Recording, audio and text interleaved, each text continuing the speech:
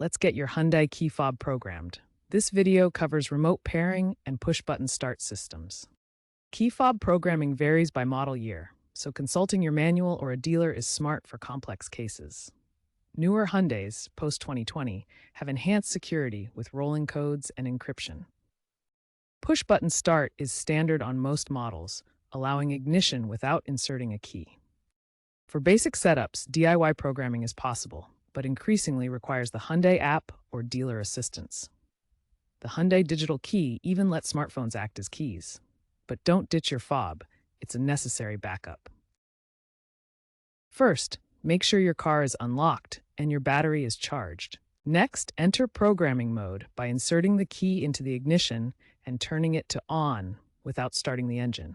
Then, press the lock-unlock buttons on the fob in sequence. For example, lock, unlock, within 5 seconds for some 2018-2022 models. For remote pairing on newer models, use the Hyundai app to scan the fob or vehicle.